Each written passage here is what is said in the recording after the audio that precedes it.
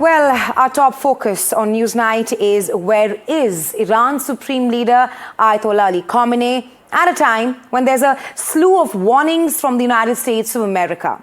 We will now take you through the 3 top possible scenarios. Remember, viewers, these are AI-generated images of the possible outcomes and scenarios if US attacks Iran. Let's take you through them. First up, the first scenario, if US attacks Iran. Of course, this is Iran will retaliate. The Supreme Leader, as you can see, Ayatollah Ali Khamenei, will stay back in Iran and will perhaps prepare to lead the complete operation against the United States of America while staying in Iran. Remember, these are AI-generated images, and we've conceptualized this image of Khamenei in a war room when US attacks Iran, and perhaps Khamenei then planning the way forward.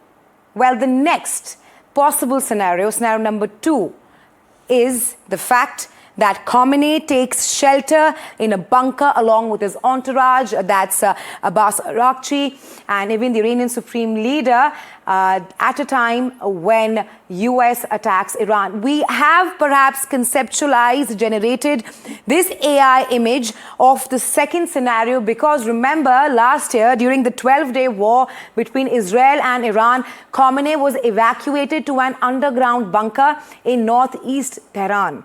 And this was hours after Israel began its strikes. Hence, this is a highly possible scenario number 2. Moving on. The last scenario is that possibly Khamenei flees to Russia.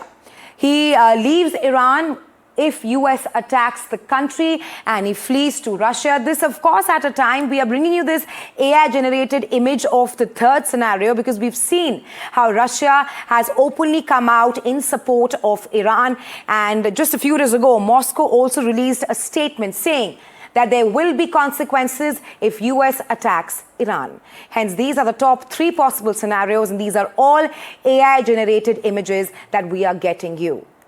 Let's now take a look at what is on ground situation with massive protests and US intervention threat looming. The question is the time up for Iran's Supreme Leader Ayatollah Ali Khamenei? Our next report telling you more.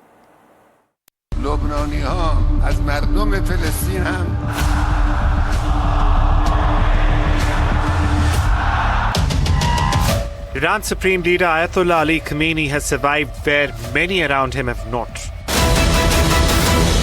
Assassination attempts, mysterious deaths, and targeted killings have hollowed out his inner circle.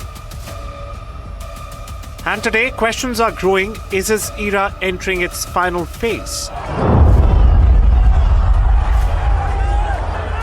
From the earliest days of the Islamic Republic, survival, not popularity, has shaped his rule. And Ali Khamenei knows he's a target. In 1981, an assassination attempt nearly killed him. A bomb hidden inside a tape recorder exploded during his speech, leaving him permanently paralyzed on one side, damaging his arm, vocal cords and lungs. Although Khamenei survived, but others did not. Later in the same month, when explosions occurred on the 27th of June, a huge bombing at the headquarters of the Islamic Republican Party in Tehran killed over 70 people, including many prominent figures, most notably Ayatollah Beheshti, the IRP's Secretary General and Iran's Chief Justice. That moment marked the beginning of an ultra-secure leadership, one built on fear, intelligence control, and absolute loyalty. Over the decades, Iran entered a shadow war. Israel and Iran's adversaries began systematically targeting figures close to the Supreme Leader. Nuclear scientists, IRGC commanders, and intelligence officers were assassinated, often in high secure zones. Each killing exposes cracks in Iran's internal security shield. The biggest blow came in 2020. Qasem Soleimani, Khamenei's most trusted military commander, was killed in a US drone strike in Baghdad. Soleimani's death was more than just symbolic for Khamenei. It removed the Supreme Leader's most effective enforcer across the region. Since then, attacks have continued. Senior IRGC figures and advisors linked to Khamenei have been killed in Syria, Iran, and beyond. In June 2025, a top advisor of Iran's supreme leader Ayatollah Ali Khamenei, Ali Shamkhani, had died from wounds sustained in Israel's initial wave of airstrikes. Brigadier General Amir Ali Hajizadeh, commander of the IRGC Aerospace Force, who was responsible for Iran's missile and drone operations, was also killed in these airstrikes. Amir Ali Hajizadeh, the brains behind Iran's drone and missile arsenal, was also killed. Iran lost most of its senior architects of military operations. At 85, Khamenei is increasingly isolated. His trusted loyalists are fewer, succession is unclear, and fear has replaced unquestioned authority. He's facing his toughest chapter yet: internal dissent, succession uncertainty, and international confrontation are converging at once. At the same time, external pressure is also mounting. US President Donald Trump has issued blunt warnings to Iran's leadership, signaling tougher consequences for defiance. From a revolutionary survivor to one of the world's most powerful unelected leaders, Ali Khamenei's grip has endured for over 3 decades. The question now, how long can it hold? For Iran's supreme leader, survival itself may now be the final battle. With Varsha Tripathi, Bureau Report, NDTV. In its 46 years of existence, the Islamic Republic of Iran has 2 supreme leaders. For the first 10 years, the leader and ideologue of the revolution, Ayatollah Ali Khamenei, and on his death in 1989, his ardent follower, Ali Khamenei. Our next report telling you who really is Ayatollah Ali Khamenei. Take a look. Mentored by Ayatollah Khamenei in revolutionary ideology, Ali Khamenei was the natural successor. And Khamenei largely continued his predecessor's vision in the shaping of both his domestic and foreign policy decisions. Iran's supreme leader, Ali Khamenei, is committed to ruling under Islamic law, with power concentrated in the clergy. He remains steadfast in his opposition to Western powers and is intent on exporting this ideology across the region.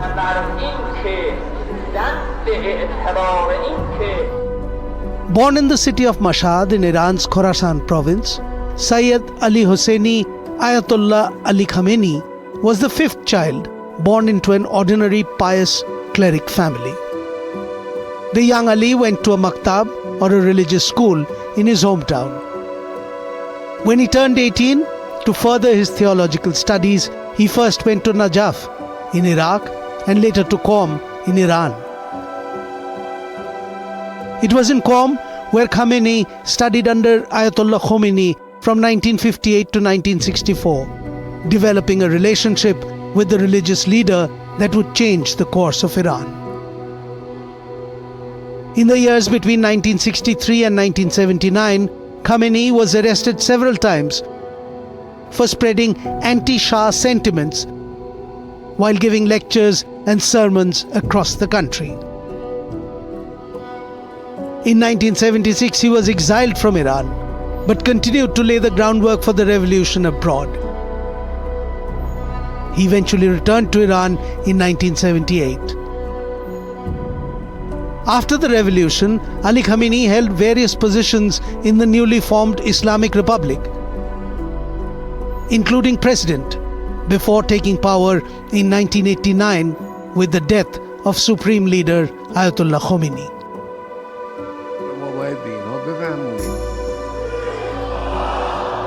Very little is known about Khamenei's personal life. Khamenei has not granted a single personal interview to any media outlet, foreign or domestic.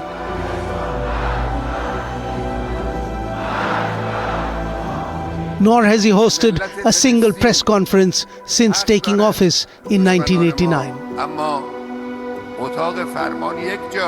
A rare 1993 remote interview of his wife confirmed that he is married with 6 children.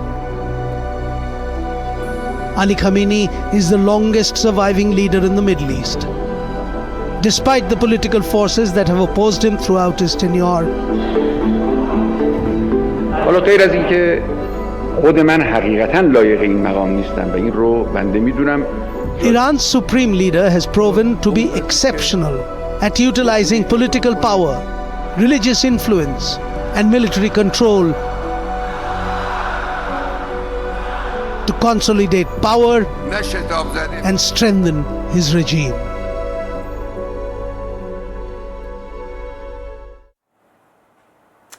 And well, to decode all that's happening in Iran and the way forward, I have with us Dr. Kamran Bukhari, Senior Director at the New Lines Institute for Strategy and Policy in Washington, D.C. He's a geopolitical intelligence analysis specialist. Welcome to NDTV, Dr. Bukhari.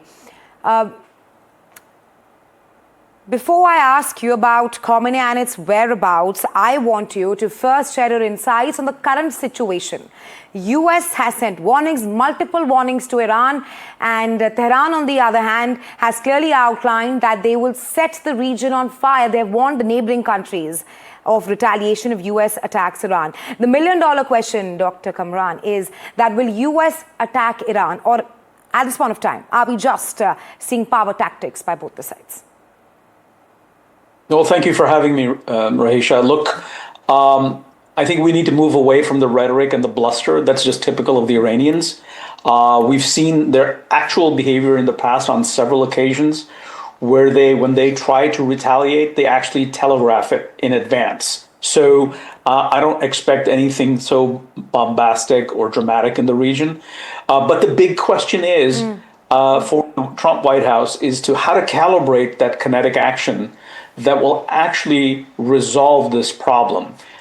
So the basic model is Venezuela, where the regime is still there and all you've done is taken out the person who was an obstacle. And so I think whatever action that the United States government takes will be designed to weaken the Islamic Revolutionary Guards Corps and Khamenei himself, and creating a situation in which a loose coalition of pragmatists led by Artesh, the regular armed forces, could stabilize the situation, engage in policies that can placate the masses and also be in keeping with American interests. That's the strategy broad. Now, is it going to be easy to do that? No, on the contrary, it is very risky. Right, Dr. Kamran, you say that perhaps the outlook, the next steps by the United States of America would be to dethrone, if I may, the Iranian Supreme Leader, Ayatollah Ali Khamenei. Just a follow-up question on that. At this point of time, what options does Iran have if US does attack Iran or perhaps dethrone Ayatollah Ali Khamenei? And where do you think the Iranian Supreme Leader is at this point of time? So look, I don't think it's a dethroning. I think the reason I say that is because I don't think Khamenei is that powerful. He's the figurehead, but power over the past several decades devolved to the IRGC. So he's the symbol of the regime. He's very old. I just can't imagine that he is actively directing everything. As for his whereabouts, I think he is, as we say in the United States, at an undisclosed location because of the circumstances. But look, the issue right now is how do you shake up the system to where you get behavioral change from this regime? Because collapsing the regime can create a much bigger mess that the United States is not interested in. Right. You speak of how do you shake up the system, which is what the US perhaps is also thinking about. But I also want to ask you about the protests that are happening in Iran. It's different because this time around the bazaris, which are the traditional merchants, are also a part of these protests, which were perhaps the backbone of Khamenei and his entourage. So with all that's happening, the US intervention, where do you see these protests heading to? So look, the protests are not going to stop, in my opinion, because what happens is that the masses see the weakness of the regime. And so it's like, how can they apply more pressure? Can they hold the line? Obviously, they're faced with lots of brutality and repression. And that normally tends to sort of scare people away from the streets. But I think the situation is so fluid and so widespread that I don't think that these protests are going to end. Even if there was sort of like a dip in the intensity, they may come back with another trigger, because we've been seeing a buildup over the years. Right. What's happening today isn't just came out of nowhere. Right, Dr. Kamran, my last question to you. With both the sides perhaps seeing battle ready at this point of time, we also have other countries passing out statements. For example, Russia saying that there will be consequences if US does go forward and attack Iran. How do you see all of this impacting West Asia at this point of time? A great question. I don't think that the Russians are in any situation to intervene. I think that they have their hands full with Ukraine, a problem of their own making, and they're hurting under sanctions. Their economy is not doing well. So, yes, these are the things that you say because you can't do anything about it. I think the Chinese will also largely stay out of it because they're reaching and their own understanding with the United States on issues that matter more to them than this. So, and as for the regional stakeholders, Turkey, Azerbaijan, Saudi Arabia, Israel, Pakistan, and the Central Asian states, they are obviously going to be taken into confidence as and when needed, because everybody wants to see this thing not get out of hand. Right, Dr. Kamran, thank you so much for joining us here on NDTV and sharing your insights with us on this. All right, let's tell you more. But before we tell you about other big statements that Trump has been getting every day, let's tell you more about what is actually happening when you talk about US and Iran. Both the sides have given out statements. Iran says that we will defend our country and against any kind of foreign interference. Well, the US and Iran standoff has now entered a dangerous new territory. In a rare and massive operation, American forces struck key Iranian nuclear sites. That's last June. That's during the Iran-Israel war, which lasted for about 12 days. Back then, those strikes prompted sharp warnings from Tehran and escalating global concern. And looking at where things stand today, here's a report on what actually happened last year. Take a look.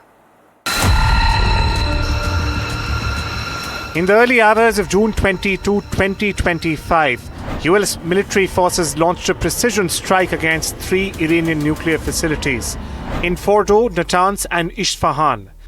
The operation, called Operation Midnight Hammer, used a combination of long-range B-2 Spirit stealth bombers and submarine-launched Tomahawk cruise missiles in what Pentagon officials called a deliberate and precise strike. The U.S. military carried out massive precision strikes on the 3 key nuclear facilities in the Iranian regime: Fordo, Natanz, and Esfahan. Everybody heard those names for years as they built this horribly destructive enterprise. Our objective was the destruction of Iran's nuclear enrichment capacity and a stop to the nuclear threat posed by the world's #1 state sponsor of terror. It was the largest operational deployment of B-2 bombers in US history, with 7 stealth bombers flying more than 18 hours and refueling in mid-air to reach Iranian airspace undetected. The bombers delivered multiple bunker busters specifically intended to destroy deep buried enrichment infrastructure. More than 24 cruise missiles supplemented the aerial assault, hitting key nuclear work sites. Hours after the operation concluded, Trump took to social media and television to defend the action. He declared that US forces had completely and totally obliterated Iran's key nuclear sites, and also warned that Tehran must now seek peace instead of escalation. Iran, the bully of the Middle East, must now make peace. If they do not, future attacks will be far greater and a lot easier. There's no military in the world that could have done what we did tonight. In the days leading up to the strikes, Donald Trump publicly signaled a hard line against Tehran's nuclear ambitions. Trump had repeatedly insisted Iran cannot be allowed to possess nuclear weapons. It's painful for both parties, but I'd say Iran is not winning this war. And they should talk, and they should talk immediately before it's too late. Iran's leadership denounced the strikes. Supreme Leader Ayatollah Ali Khamenei described the strikes as a big mistake by the US and rejected claims that Tehran's nuclear program was crippled. به مراکز هسته‌ای ما حمله کردن که البته این در خور پیگیری جزایی در دادگاه‌های بین‌المللی است به طور مستقل. Khamenei pledged that punishment continues for perceived enemies and vowed a strong response, signaling Iran's intent to resist foreign pressure and intervention. The US-Iran confrontation has now reached a new level of intensity, with regional and global powers closely watching each development. Bureau Report, NDTV. On that note, we slip into a very short break, but come right back. Lots of time for you here on NDTV 24/7.